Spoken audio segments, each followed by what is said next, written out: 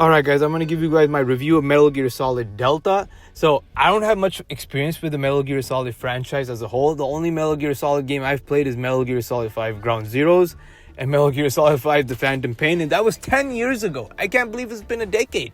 And back then, I didn't really know much about the Metal Gear franchise. I just listened to the hype. Oh, getting 9 out of 10, 10 out of 10. Kojima's best game, Kojima's last game. You gotta try it, a must play. I fell for the hype. And I bought it. I played it. And you know what? It was okay. I didn't really understand it. I didn't really understand what was so special about the Metal Gear Solid franchise. But I was like, it's an okay game. I didn't really know how to play stealth games that well back then. I was much younger. So I thought it was okay. Whatever. So I lost interest. Life got in the way. There was other games to play, other things to do. I wanted to try the other Metal Gear games, but they weren't freely available. I was a PC gamer, big PC gamer. I don't want to buy a PS3. I don't want to open up my 360 again to play the HD collection. I don't want to get a PSP to do that. It's all over the place. Give it to me in one concise package. I can play in one place.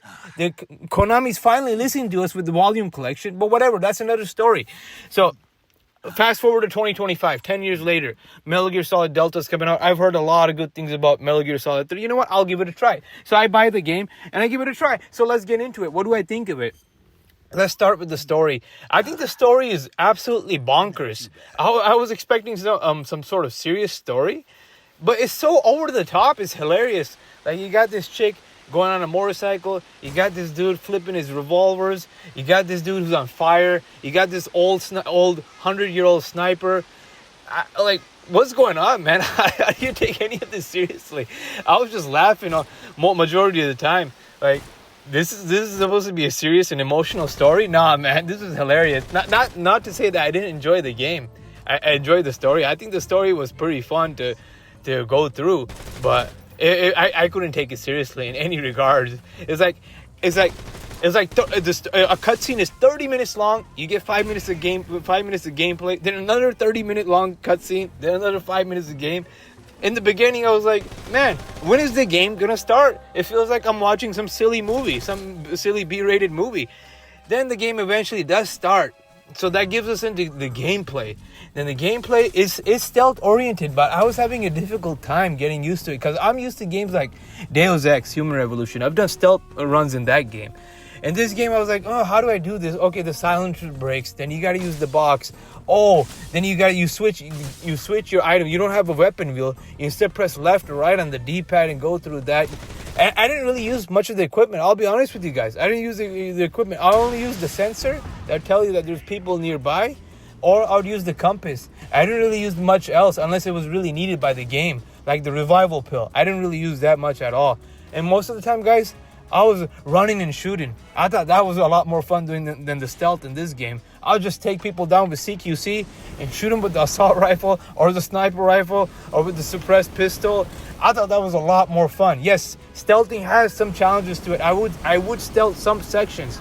But in areas where I didn't think it would be fun to stealth, I would just run and gun. That's how I played the game. I enjoyed the game. I'm not gonna lie to you. The gameplay is fun. The stealth is fun when I can pull off the stealth. But other than that, the run and gun is also fun. I enjoyed using the different types of weaponry.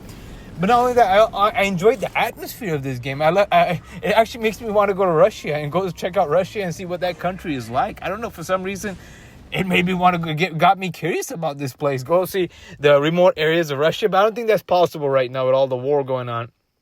Anyways, takes us to the graphics. Yeah, I think the graphics are great. I think it's using an enhanced version of the Fox engine. I don't think there's anything wrong with the Fox engine.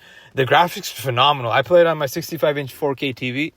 I have nothing bad to say about it. And I have nothing. The music, what music? I wasn't listening to any music in this game. It was mostly quiet. Yeah, there are some soundtracks, but you're not gonna find me on a YouTube playlist listening to Metal Gear Delta music. It's that type of game that it doesn't have a catchy soundtrack.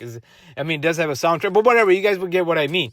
But overall, I enjoyed the game. It was one silly romp through. It's a silly romp through 13-14 hour romp.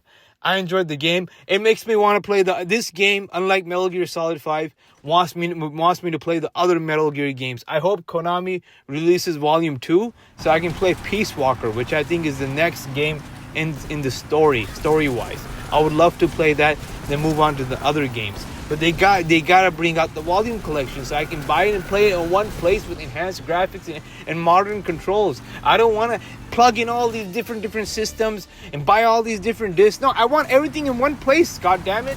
Overall, what do I give this game? I give this game an 8 out of 10. I really enjoyed it. Great job.